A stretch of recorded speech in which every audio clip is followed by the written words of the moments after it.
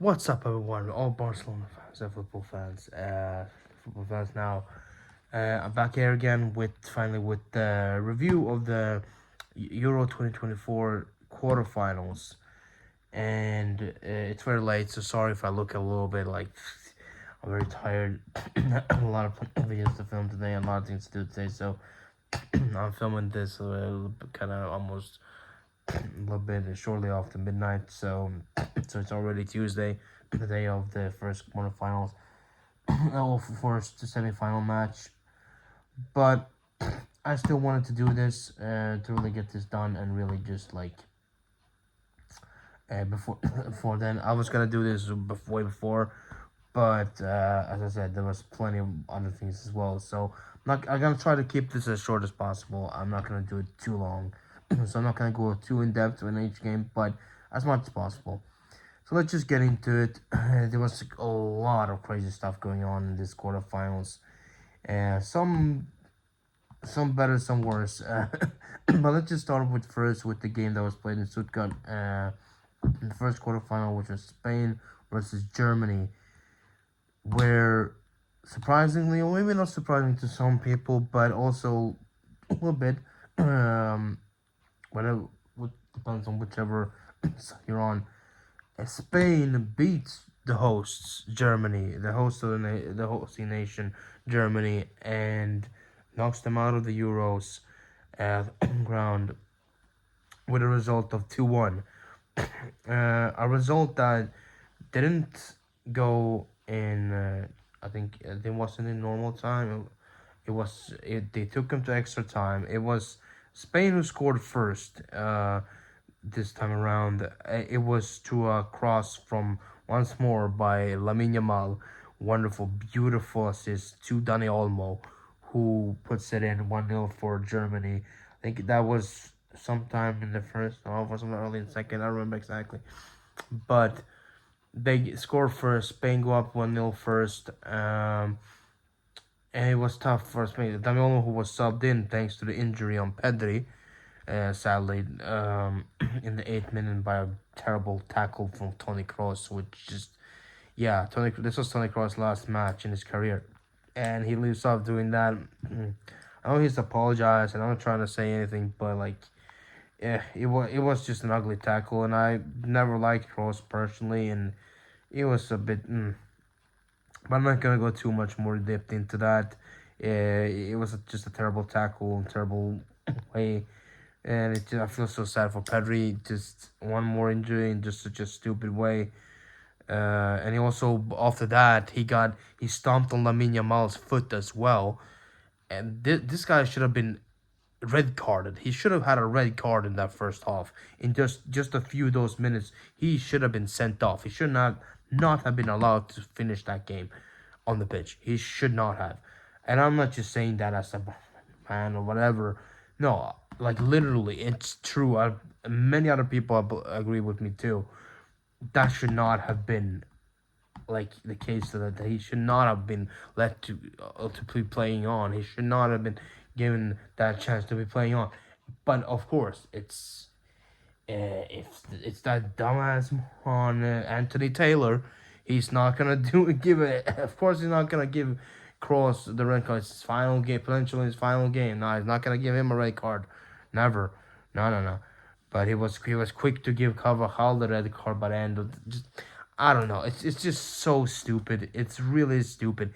That guy should have been sent off, and the whole feel of that game, the whole picture of that game would have been potentially different then, because it's just really weird and really dumb that he did not get a red card. He committed so many fouls during this game, and he barely just finally got one yellow, but he should have gone like 100 reds until then as well. Before that, it should have been sent off multiple times, and it's just unbelievable that he didn't. It's just so stupid and so just mind-boggling how poor officiating someone like Anthony Taylor can do. Like it's just he lost control totally of this game, and it was just so bad. Um, and then of course, after that Dani Olmo goal, Later on, by the end, Germany gets a cut through and they cross it in and they get the equalizer. I don't remember exactly who was who scored. Was it Verts maybe, or was it somebody else? I don't think it was Fulcrum. I think potentially was versus or some other player that they have up there. I don't remember all the names. It was one of them there who gets the equalizer there, and it takes it to extra time, which is also a bit at first a bit like Germany takes up first a little bit and get dominant, but then Spain comes. They handle this pretty well. Spain, they really do well in this. Normally if you see this and you lose your morale and all that, no. Spain stayed focused. They stayed calm. Went into extra time and still played very well and handled this game and dominated most of extra time as well. They had the more clear chances and it paid off in the end. They kept going and pushing, and finally they did get that goal.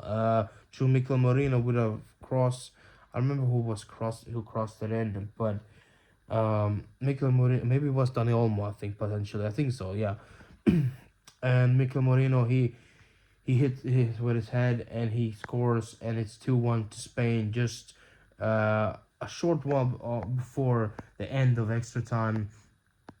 He breaks the whole country's hearts pretty much with that one.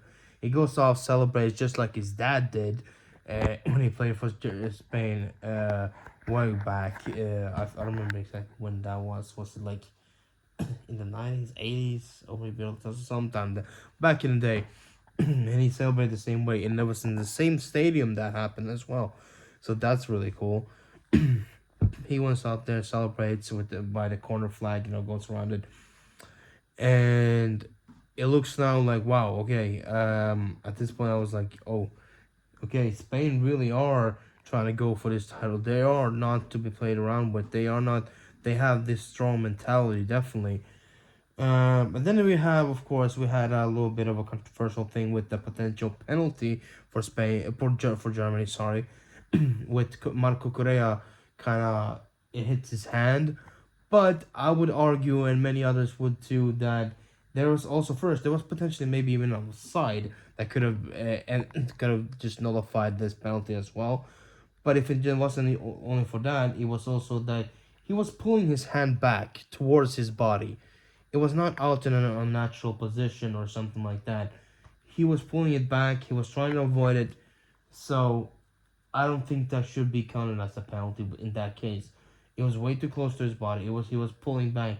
But a lot of the Germany, of course, all the fans and the players, they were complaining. They were angry about that even after that wasn't even checked via VAR. But I think why it wasn't checked, as I said before, it is potentially an offside. And if that happens, if it is an offside, then they can't check via the cameras and all that stuff with VAR for the potential penalty. So I think that was probably the case, and why they didn't call over Anthony Taylor to check or anything like that.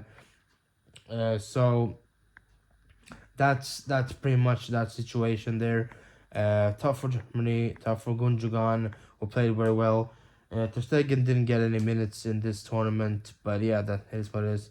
Lamine Yamal did absolutely incredible once more. Nico Williams was shining, and Pedri sadly with that injury, but what he did in this tournament was still very good. Um, so I'm happy for all of them. Ferran Torres also get subbed in and he had some minutes. Did some few good things here and there as well. He was actually subbed in fourth, Lamin. So yeah, so this was good. This was good for Spain, and congratulations to them. Congratulations for Germany, the hosts. Bad luck there. Tony Cross ending his career that way. But Spain go through to the semifinals, and they're looking very, very strong and potential contenders to be for this title now. Then we move on to the next game, which is Portugal versus France, and oh my god. One of two snorefests, I should say, in this quarterfinal round. This game was so boring. It was so lackluster. As I fared before, as I said in my preview of it, and like by the end of the preview, by the end of my last review for the round of 16, I thought this was not gonna be so much fun, and it wasn't. Once more, France once again, no goal, no goal in open play at all. It's another 0-0 result that goes into extra time, and not even then could any of the teams really score, and it went to penalties. Um, Once more, Cristiano Ronaldo, big ego, didn't do anything, barely even like created anything, barely got any proper. We had one really clear, good chance that he skied over the over the crossbar. It was like right in front of goal. He shoots it right over. Uh, on the front side, they didn't. Really, Mbappe was mostly quiet for the whole first half. He had a little bit in going into the second one, and then in extra time, not much. He was subbed out. He wasn't even one of the penalty takers, so he was subbed out before even the penalties were going to be taken. And it was it was just such a lackluster game. So just neither of these teams really were really good. But in the end, France, they do win on penalties. France wins on penalties, 5-3 on penalties. I think it was just a win of 5-4, whatever it was.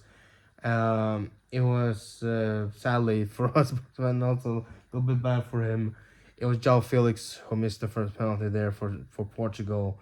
Not the first taken one, but he was the one who missed first. There was a one to miss for Portugal. Ronaldo said put his in, and Jules Koundé really with a good penalty as well. He's been playing absolutely wonderful in this tournament for France. Very solid in the back, and he converts a really good penalty here as well. So props to Koundé. He's doing really well. Hopefully he can take that back into the next season for Barcelona as well. As I said before, he's had a really good tournament. He also, I think, was it this game? I don't think it was the last one. The last time around, he got man of the match. I don't think it was this one. But either way, whatever it was, he has had a man of the match trophy as well in this tournament. So he's doing good. And Cancelo was up and down, tried not much. I'm not sure if I should talk about them too much because technically they aren't Barcelona players now.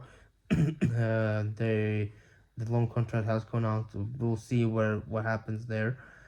In that sense, I talked about a little bit about Felix in the last one, but I didn't talk too much because I'm not really sure what the situation is. Flick wants them, but it's not sure if we will be able to get him. We'll see. There's some demands from both City and Atletico. City wants it's okay with getting 20 million for. They don't want to loan him anymore. They want a purchase. I think Atletico. So it's all up and down. We'll see what happens there, but anyways, that's beside the point. France do go through. They convert all their penalties really well. This time, Diogo Costa, that's the name. Last time I forgot his name, but Diogo Costa did not have a heroic moment in the penalty shootout like he got versus Slovenia. So this time around, it didn't go his way, and Portugal are out. Ronaldo in his final Euros has been eliminated, and just leaves a really weird, dumb feeling. Just wasn't really in it for more than mostly himself, as it seems like his his attitude is just weird. It is just weird. And I'm not just saying that as a fan or anything like that. I'm saying this generally as a football fan. Seeing any captain do behave like he did in this tournament was just weird and just so strange and unacceptable. It's just not good. You don't want to see that. You don't want to see behavior like that from a player at his status. It's just really strange and really off. And yeah, he gets eliminated, and from Portugal are out. They didn't do it this time. France move on to the semifinals to face Spain, which will be a very good match, very good clash, and that takes place today. So that's gonna be very fun to watch and very interesting to see. Very very interesting to see if France can finally actually score a goal. I don't know if that like they have just not been looking good so far in that department. Defensively, they have been good. they've been decent, but in the goal scoring department, they have not nothing. Two still only two own goals and a penalty. That's it, and no open play goals. And it's so strange. It's so strange. They're in the semifinals. We have not having not scored any open play goals. Like that just feels so just incredibly weird. But that's where we are. That's how it is. And yeah, congratulations to France. Congratulations to Portugal. That's the situation now. And then we move on to yeah. Before we do the last one, which is just mm, frustrating, we move on. Netherlands versus Turkey. This was weird. Nobody expected Turkey to really go this far. They surprisingly eliminated Austria in the last round, and they went into this game as well pretty strongly. They got a goal. They scored first, but after that, Netherlands once more stepped up extra much, and it was a little bit off. It was a little bit. There was some moments there, situations that were just in question, some decisions. It was all over the place. But in the end, the Netherlands come back and they do win 2-1 in this game. I think this was during just regular time. I don't think this was going into extra time. Maybe it was. I don't remember. But it was still Netherlands, and nonetheless, they do win this one. Don't remember the goal scorers right now, but I don't know if Gakpo was one of them scored again or maybe it was someone else. But they get a good win. They go move on to the semifinals. Not really too much other to say about this. It was an intense game. It was with up and down. Turkey were close. They did really go for it. They tried, but in the end, it just wasn't enough. And yeah, it was a bit weird. And also, they had one of their last goal scorers like me was suspended for a few gestures or whatever he did, which is really stupid that he got suspended. I don't remember his name now, but that guy got suspended. But Jude Bellingham did not. After his eh, gesture that he did like that, Jude Bellingham did not get suspended, but he got. And Jude Bellingham only got a fine. So, eh, absolutely unbelievable. Just really strange and really dumb. I don't understand that. How how UEFA are really dealing out these punishments is just stupid. Jude Bellingham should also get an equal punishment as that guy. Any gesture should be punished. So why is this just so like unfairly done? It's really weird. It really is weird, and you just don't understand it. It's strange. It's strange.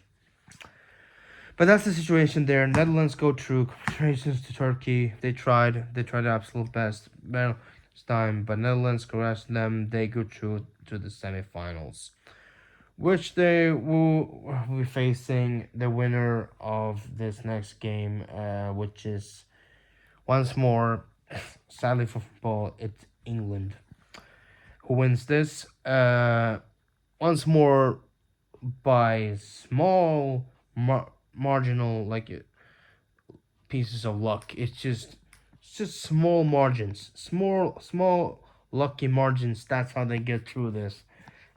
It's really weird. Um, Switzerland score first. They do score first.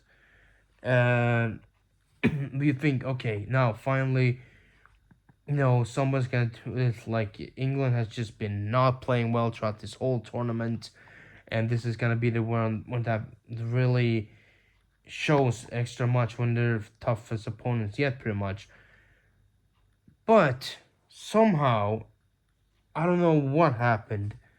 Switzerland just shut off by the end, and they allowed Bakayo Saka to get a real goal, I should say. But still, nonetheless, they did let him in, and he scored the equalizer and took it to extra time. And that was just so frustrating. It just was unbelievably frustrating to see how they managed that. I'm nothing against England. Otherwise, I'm not trying to say anything personal or anything like that. But a team that's playing such bad, boring football. These games have been so boring watching them. I just don't. They don't. For me, they don't deserve to be true. They don't deserve to be more in this tournament when they play so lethargically and they get lucky and still get lucky and still go through. Well, congratulations to them. I say congrats. Yeah, sure, but it's barely deserved. I don't feel like it's deserved, but yeah, that's just how football is. They are in the semifinals now, winning on penalties. Actually, if we went into the extra time, nothing really much else happened. Like on England's side, at least, they didn't really do much. They had some chances, but Switzerland tried as well. But yeah, it still was 1-1, and then it went into penalties, and you were thinking, okay, England are usually not good at penalties. They usually get eliminated on penalties. What happened now?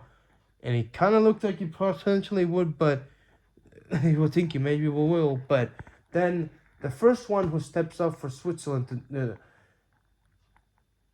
is Akanji. Why is Akanji stepping up? A defender taking the first penalty for Switzerland. Whose idea was that? That was the dumbest idea ever, and he misses that one, and it's just, and you're feeling like, oh no, they're gonna get escape with it again, aren't they? Once again, they somehow, by the smallest margins, they make it through, and yeah, that's what happened. After that, England they score all their penalties. I think Switzerland maybe missed one more so as well. After that, and it's because the morale was down and it's just yeah it was just not good.